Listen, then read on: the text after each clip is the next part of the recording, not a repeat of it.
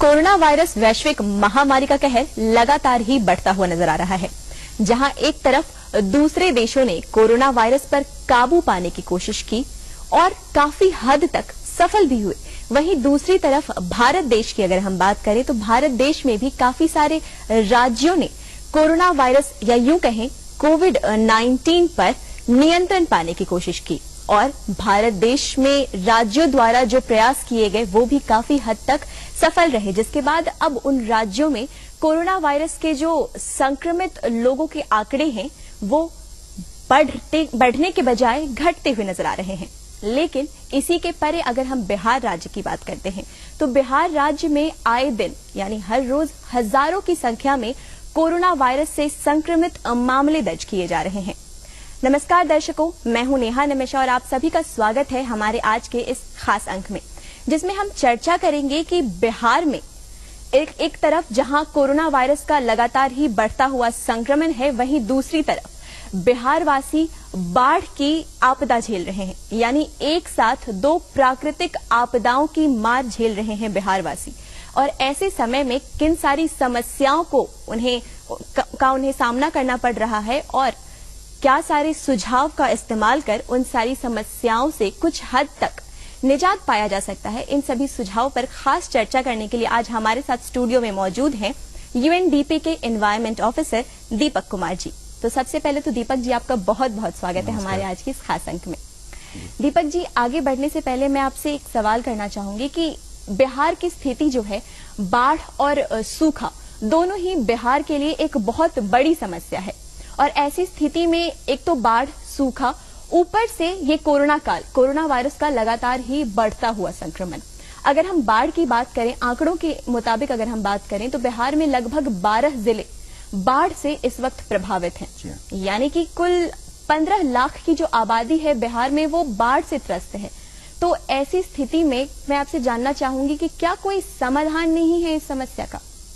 जी हाँ, समाधान बाढ़ की समस्या तो लगातार है जी। और बाढ़ एक्चुअली जो हम लोग बाढ़ की जब चर्चा करते हैं तो बाढ़ एक्चुअल में वो चीज है, जब पिछले आप इतिहास को उठाकर देखेंगी तो 40-50 साल पहले बाढ़ का पानी अमूमन 2 से ढाई दिन के अंदर में रिसीड कर जाता था जी। लेकिन अभी जो समस्या हो रही है वो वाटर लॉगिंग की समस्या है जी। डैम के पास जो एम्बैंकमेंट्स हैं हमारे, वो सिल्ट से भरे हुए हैं और जब रेन वाटर होता है तो वो वाटर ड्रेन करके चैनल में नहीं जा पाता, रिवर चैनल में वो वाटर लॉगिंग का स्टेज लगभग 1-1.5 महीने तक रह जाती हैं।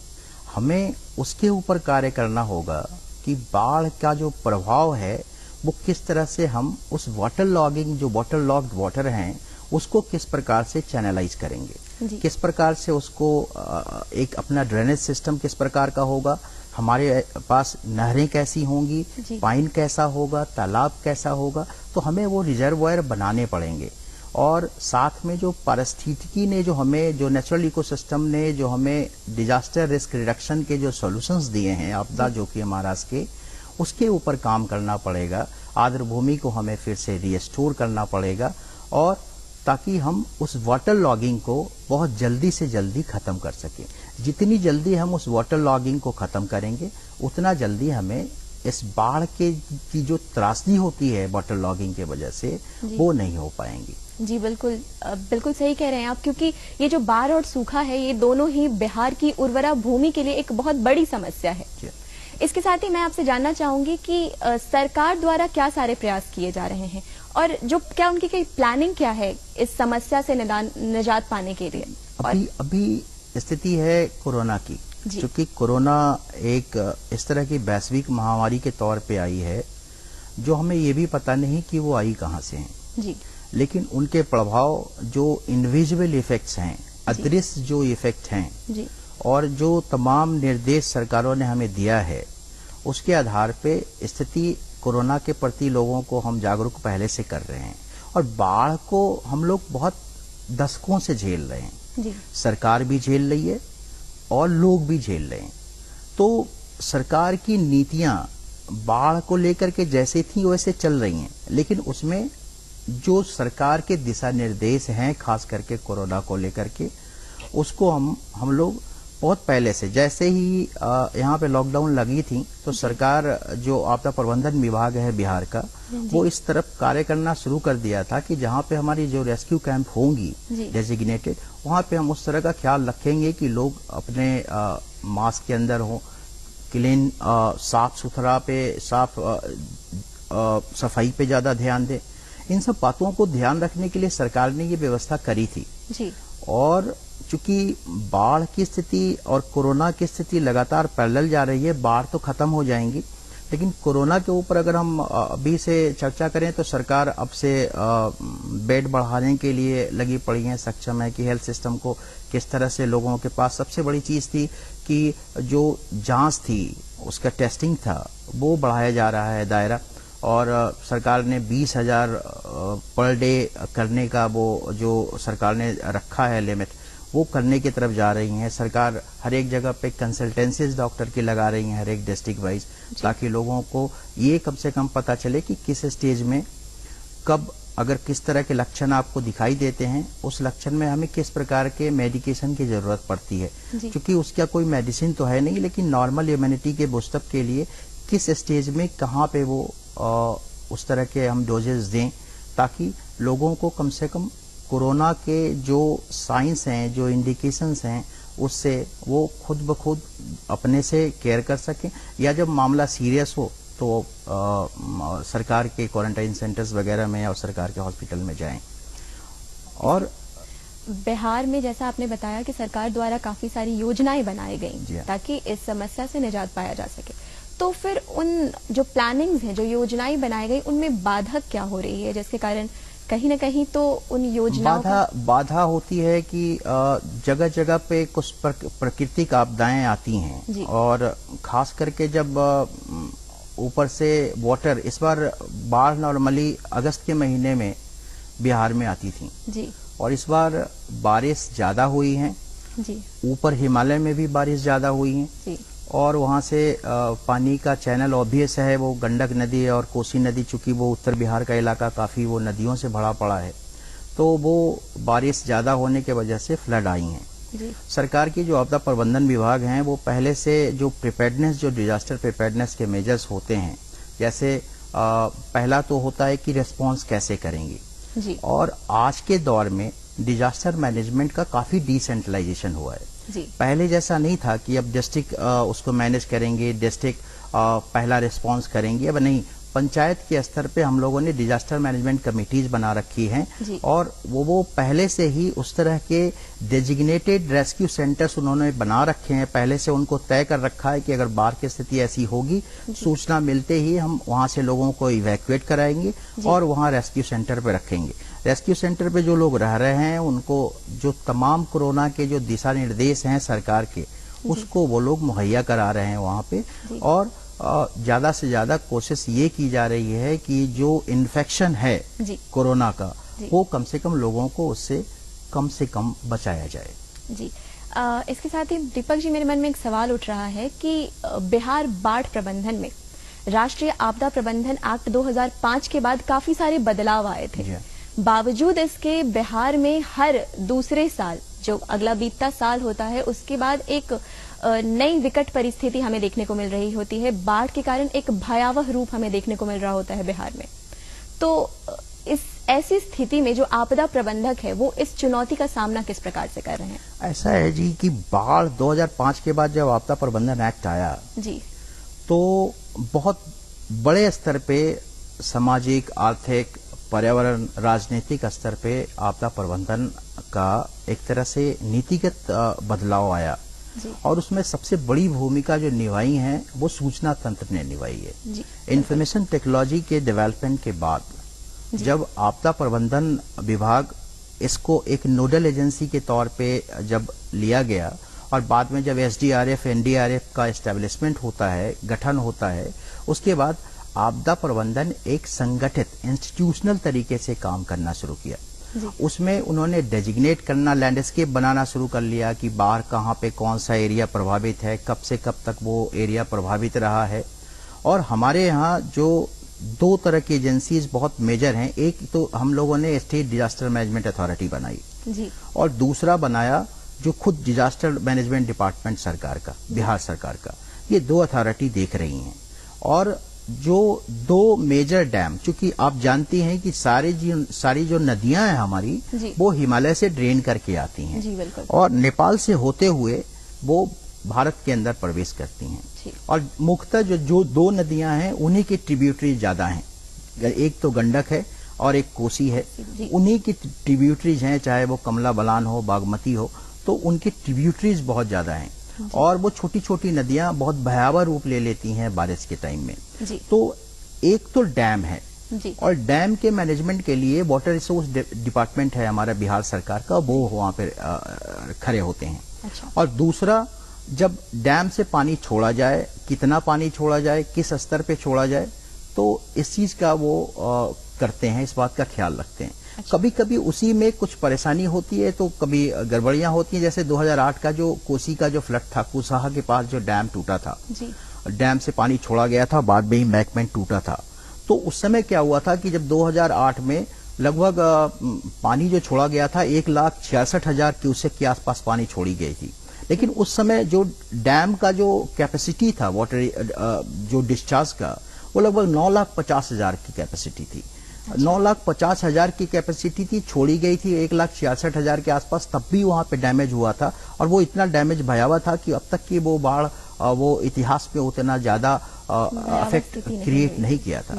उसके बाद 2008 के बाद काफी बदलाव देखने को मिले। पिछले 12 सालों में हम लोगों ने ICT में काफी चेंजेज आया, इंफॉर्मेशन कम्युनिकेशंस के अंदर। और बिहार सरकार पहला ऐसा स्टेट हुआ जो 2015 से 2030 तक का अपना एक डिजास्टर रिडक्शन का एक DRR, डिजास्टर रिस्क रिडक्शन का ड्राफ्ट बनाया, और वो 2015 से 2030 तक प्रभावी होगा। बिहार और दूसरे ऐसे राज्यों ने इस प्रकार का कोई प्रबंधन का कुछ इस तरह की स्ट्रेटजी नहीं अपनाई। एक Sunday framework disaster risk reduction का एक कॉन्फ्रेंस हुआ था जापान में 2015 से, उनका एक ड्राफ्ट था, वो 2015 से 2030 तक का। उसमें उन्होंने 4 बातों को रखा था। पहला था कि कैसे हम जो आपदा जोखिम है उसको किस प्रकार से हम चिन्हित करेंगे।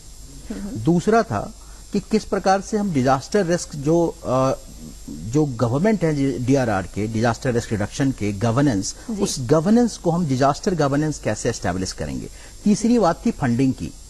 और चौथा था कि कैसे हम पिछले जो डिजास्टर हैं उसको हम देखते हुए बिल्ड बैक बेटर कैसे कर सकते हैं, अपने रेजिलियंस को, रिहेबिलिटेशन को, रिस्पांस को किस प्रकार से हम डेवलप कर सकते हैं। तो इन सब 4 चीजों के ऊपर बहुत जरूरी चीजें हुई। लेकिन कोरोना आने के बाद जो हमारा रिस्पांस सिस्टम था, जो रिलीफ था, रिहेबिलिटेशन था, रेस्क्यू था, रिकंस्ट्रक्शन था, उसके साथ एक रेगुलेशन जुड़ गया। अब कोरोना एक ऐसी आपदा आई जिसके बारे में हमें कुछ पता नहीं, हमें यह भी नहीं पता कि इसको किस प्रकार से हम डील करेंगे। तो डील करने के लिए हमारे पास सरकार का रेगुलेशन बस बचा, और सरकार ने लगातार उस रेगुलेशन को, चूंकि ये पहली इस तरह की आपदा थी, तो सरकार टाइम टू टाइम उस रेगुलेशन में चेंजेस की। लेकिन अगर आने वाले समय में अगर इस प्रकार की आपदाएं आती हैं, तो उसके लिए हम किस प्रकार से स्ट्रिंजेंट रेगुलेशंस इंपोज करेंगे, उसको कैसे बनाएंगे, कैसे इंप्लीमेंट करेंगे, कैसे ड्राफ्ट करेंगे, इन सब चीजों के बारे में अब एक नया आर जुट गया है हम लोगों के डिजास्टर मैनेजमेंट के अंदर, वो रेगुलेशन है। अच्छा, तो चूंकि अभी मैंने बात की बाढ़ की, पानी की बात हो रही है, अगर बिहार में जिस तरीके से पानी की समस्या हो रही है, तो इसी के साथ मेरे मन में एक सवाल उठ रहा है कि बिहार में हम देख सकते हैं बहुत सारे जगहों पर तटबंध बनाए जाते हैं। तो जिस हिस्से को बाढ़ से प्रभावित ना हो, बाढ़ से बचाए रखने के लिए जिस हिस्से के लिए तटबंध बनाए जाते हैं, कभी कभी उसका जो परिणाम है वो हमें बिल्कुल उल्टा देखने को मिलता है, क्योंकि वो हिस्सा तो सुरक्षित रह जाता है, लेकिन जो दूसरा हिस्सा है वो बाढ़ से प्रभावित हो जाता है। तो क्या पानी के प्रबंधन का सही उपाय करके जो बाढ़ का जो ये अभिशाप है बिहार में, इससे लोगों को बचाया जा सकता है? जी हाँ, सबसे जरूरी चीज है जलीय प्रबंधन। जी, बाढ़ को बचाने के लिए सबसे जरूरी चीज है कि चूंकि डैम और इम्बैंकमेंट्स ये हिस्सा हैं, मेजर हैं फ्लड कंट्रोल के। जी बिल्कुल। और जब इम्बैंकमेंट्स जो तटबंध होता है, वहां पे जब हर एक साल जब बाढ़ आती है तो लगातार जो उसका सैंड होता है, बालू जो होता है, वो वहां पे जमता चला जाता है। और जमने से उसकी हाइट जो है वो जितनी ज्यादा हाइट एम्बैंकमेंट की होगी उतना ही ज्यादा सैंड उसके पास होगा। तो जब उधर से वाटर, जब रेन वाटर ड्रेन करेगा तो वो चैनल वहीं पे फंसा का फंसा रह जाएगा, वो वाटर मेन रिवर के चैनल में नहीं जा पाता। इसके वजह से 1 से 1.5 महीने तक की वाटर लॉगिंग बनी रहती है। तो सबसे जरूरी चीज है उसको हम कैसे चैनलाइज करेंगे। तो हमारे जो ट्रेडिशनल जो वाटर कंजर्वेशन के मेथड्स थे, इरिगेशन के जैसे नहर हैं, पाइन है, तालाब है, इन सब चीजों को लगातार हमें मैनेज करना पड़ेगा और उसको एक्सपैंड करना पड़ेगा, ताकि उस वाटर को हम ऐसे वाटर डेफिसिट जगहों में जहां पे फ्लड नहीं आ रहा है, जहां पे पानी की जरूरत है, उसको हम वहां पे ट्रांसफर कर सकें। ठीक है, तो ये एक तो पहला चीज हो गया। दूसरा सबसे इंपॉर्टेंट है डैम का मैनेजमेंट। कब उसको हमें ठीक करना है, प्री मानसून के पहले हमें जहां जहां उसमें कुछ कमियां हैं, जहां जहां कुछ वीक नजर आ रहा है डैम, उसको हम कंस्ट्रक्ट करेंगे, उसको हम देख रेख करेंगे। तो सबसे बड़ा चीज है मॉनिटरिंग ऑफ डैम। तो डैम का मैनेजमेंट प्लस वाटर मैनेजमेंट। और तीसरी चीज का ख्याल रखना पड़ेगा फ्लड एरियाज में किस प्रकार के हम फ्लड रेजिलिएंट हाउसेज बनाएं कंस्ट्रक्शन को लेकर के। तो अगर उस तरह के हाउसेज डेवलप करते हैं तो वो हमारे लिए फायदेमंद होगा। चौथी चीज है किस प्रकार से हम अपने, चूंकि बिहार हमारा आर्द्र भूमि का प्रदेश है और आर्द्र भूमि एक ऐसा इकोसिस्टम, प्रोडक्टिव इकोसिस्टम है जो दुनिया के अंदर 97% जो हम लोग पानी पीते हैं उसका डायरेक्ट या इनडायरेक्ट सोर्स है और वो नेचुरल वाटर को फिल्टर करता है। तो और पूरे जो कम्युनिटीज होती हैं आसपास, वेटलैंड के आसपास, उस कम्युनिटीज को वो रोजगार देता है, उसके लाइवलीहुड में सहायक होता है और साथ में उसके एग्रीकल्चर इनपुट्स को, आउटपुट्स को काफी ज्यादा यील्ड करता है। काफी क्रॉप्स होते हैं, राइस के काफी बड़े बड़े क्षेत्र हैं वेटलैंड के पास में। तो वहाँ बिहार में मखाना की खेती होती है, कटिहार में गोगाबिल के पास। तो इस तरह की चीजों को हम अगर देखेंगे तो सरकार आगे बढ़ेंगी। और ये जो जल जीवन हरियाली की योजना है, लगातार हम इस बात को बोलते हैं कि जल जीवन हरियाली एक बहुत मारक योजना है। वो बाढ़ के प्रबंधन को लेकर के, सुखाड़ के प्रबंधन को लेकर के, और इस तरह की जो बीमारियां हैं, इसको अभी हम लोग कोरोना जैसी बीमारी बोलते हैं, जो बताया जाता है कि एनिमल से हमारे यहाँ जेनेटिक डिजीजेस के तौर पे आया है, क्लाइमेट चेंज के प्रॉब्लम की वजह से हो सकता है आया हो। लेकिन इन तरह की बीमारियों से लड़ने के लिए, क्लाइमेट चेंज के लिए, इस तरह के जो नेचुरल इकोसिस्टम सोल्यूशन है वो काफी प्रभावी होते हैं। जी दीपक जी, ये तो कि हमने बिहार में बाढ़ और सुखाड़ की बात, लेकिन इसके परे अगर हम बात करें बिहार में जो इस वक्त सबसे बड़ी समस्या है, सबसे बड़ी तो नहीं कहूंगी लेकिन हाँ काफी बड़ी समस्या जो है वो है कोरोना वायरस का लगातार ही बढ़ता हुआ संक्रमण। आंकड़ों की अगर हम बात करें तो हर रोज हजारों की संख्या में बिहार के आंकड़ों में वृद्धि हो रही है। एक समय था जब भारत के अन्य राज्यों में, अन्य जगहों पर जब कोरोना वायरस के संक्रमण बढ़ रहे थे, वैसी स्थिति में उस टाइम पे बिहार के आंकड़े काफी कम थे, बहुत कम लोग संक्रमित हो रहे थे। तो उस वक्त ये बातें कही गई थी कि बिहार का जो इम्यूनिटी लेवल है, जो रोग प्रतिरोधक क्षमता है, वो काफी अच्छी है। इस कारण से बिहार में कोरोना वायरस का कोई भयावह रूप हमें देखने को नहीं मिलेगा। लेकिन अभी का जो मौजूदा हालात है, ऐसी स्थिति में तो इसके बिल्कुल विपरीत असर हमें देखने को मिल रहा है। हज़ारों की संख्या में लोग संक्रमित हो रहे हैं। आपकी बात से मैं सहमत हूँ, लेकिन इस बात में कोई शक नहीं है कि हमारे यहाँ के लोग, या हम बगल में अपने राज्य हैं आसाम या उड़ीसा, इन 3 जगहों में जो लोग हैं वो नेचुरल जो कैलेमिटीज होती हैं उनसे काफी वो परिचित होते हैं। और हमारी जो साइकोलॉजी है, इस बीमारी के लिए जो मेंटल साइकोलॉजी है लड़ने की, वो दूसरे जगहों से कहीं ज्यादा स्ट्रांग है। तो सबसे जरूरी चीज है कि कोरोना ने क्या हमारे अंदर कोई साइकोलॉजिकल चेंजेस लाया है? हाँ, हमें स्ट्रांग बनाया है। 4 महीने पहले जब हम कोरोना के बारे में बात करते थे तो हमें एक भय का माहौल था। ऐसा लगता था कि अगर कोरोना हमें हो गया तो अब तो हमारी लाइफ खत्म ही हो गई, साथ में परिवार की लाइफ भी खत्म हो जाएंगी। लेकिन अब 4 महीने के बाद जब हम देखते हैं और उस 10 लाख से ज्यादा की रिकवरी पूरे हिंदुस्तान में देखते हैं और अपने बिहार के अंदर ही 75 से 80% की रिकवरी देखते हैं, तो ऐसा महसूस होता है कि नहीं, जो व्यक्ति किसी बीमारी से ग्रसित नहीं है, जिस व्यक्ति को कोई बीमारी नहीं है, उनको कोरोना कोई बहुत ज्यादा नुकसान नहीं पहुंचा रहा है। लेकिन सबसे बड़ी जरूरी चीज है कि आप अपनी बीमारी को हाइड ना करें। जी, स्थिति ये हो गई है कि चूंकि सोशल डिस्क्रिमिनेशन के वजह से सामाजिक जो विभेद होता है और पारिवारिक विभेद होता है, क्योंकि हम लोगों के पास बैठते हैं, सामाजिक प्राणी हैं, बैठ उठ रहे हैं, तो हम ये बात को छिपा लेते हैं कि अगर हमें कोरोना पॉजिटिव हुआ है तो हम ये बात ना बोलें, तो ताकि बहुत लोगों को इससे फिर हमें गुस्सा झेलना पड़ेगा, उनका ये झेलना पड़ेगा। ऐसा नहीं है, आप अपनी बीमारी को छिपाए नहीं। कोरोना हुआ है, इमीडिएटली आप लोगों को बताएं कि आप भी अपना जांच जाके करा लो, जिनके संपर्क में आप आए हैं। तो ये बातें, क्योंकि कोरोना बहुत ज्यादा मारक नहीं है, इस बात को आप समझ लें, कोरोना बहुत ज्यादा मारक नहीं है। कोरोना की लगभग 11 वैरायटीज, म्यूटेंट वैरायटीज हिंदुस्तान के अंदर हैं। उसमें एकाध जो वैरायटीज है, 2 वैरायटीज, वो बहुत ज्यादा लीथल है, डोमिनेंट है। बाकी सब जो कोरोना की वैरायटीज हैं वो बहुत ज्यादा एसिम्प्टोमेटिक है और लोगों को ज्यादा नुकसान नहीं पहुंचा रही हैं। वो लोग खुद ब खुद अपनी इम्यूनिटी बूस्टर से जो भी आयुष मंत्रालय भारत सरकार का जो आपको काढ़ा पीने को बोल रहा है, या जो भी, चूंकि हम लोग हिंदुस्तान में स्पाइसेस का बहुत ज्यादा यूज करते हैं और स्पाइसेज हमारी इम्यूनिटी को बहुत ज्यादा इंक्रीज करके रखता है। तो ऐसे भी हम लोग बहुत ज्यादा बायोडाइवर्सिटी, फूड बायोडाइवर्सिटी हिंदुस्तान की बहुत ज्यादा है। लोग, हर जगह के लोग, हर एक प्रकार की फूड बायोडाइवर्सिटी आपको देखने को मिलेंगी। वो फूड बायोडाइवर्सिटी हमारी इम्यूनिटी को बहुत डिकेड से हमारी इम्यूनिटी को इंक्रीज करते गया है। और वो कोरोना से लड़ाई में आप देख रहे हो, हिंदुस्तान के अंदर ही दूसरे जगहों के मुकाबले हिंदुस्तान में जो कैजुअलिटीज रेट हैं वो बहुत कम है।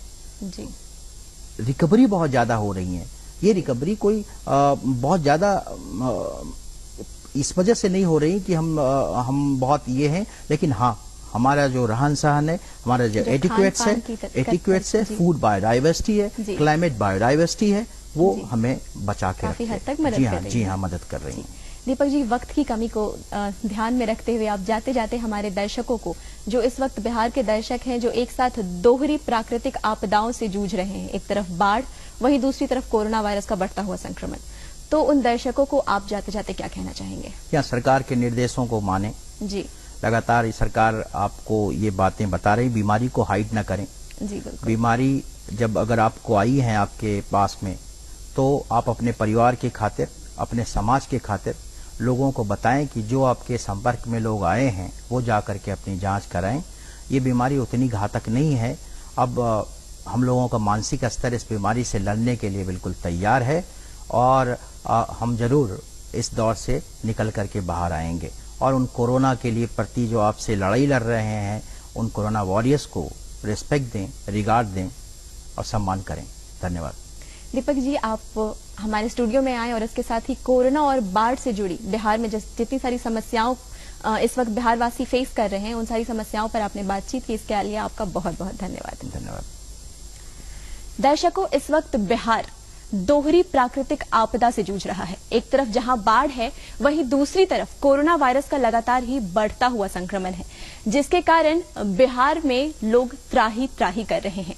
ऐसी स्थिति में न तो सिर्फ आम जनता बल्कि सरकार और प्रशासन भी एक चुनौतीपूर्ण स्थिति में है। लेकिन ऐसी स्थिति में फिर भी जो कोरोना वॉरियर्स हैं, चाहे हमारे डॉक्टर्स हैं, मेडिकल स्टाफ्स हैं और जितने भी पुलिस कर्मचारी हैं, जितने भी लोग हैं जो ऐसी विकट परिस्थिति में हमारी सहायता के लिए अपनी जान को जोखिम में रख, अपने परिवार को पीछे छोड़ हमारे लिए बाहर खड़े हैं, उनका आभार व्यक्त करना आप बिल्कुल न भूलें, क्योंकि आज उन्हीं के कारण हम और आप इस जगह, इस विकट परिस्थिति में सुरक्षित हैं। अगले अंक में वापस से होगी मुलाकात। आज के लिए बस इतना ही। अगले अंक में एक नए विषय के साथ, उससे जुड़ी नई जानकारियों के साथ और उससे जुड़े एक नए मेहमान के साथ वापस से होगी मुलाकात।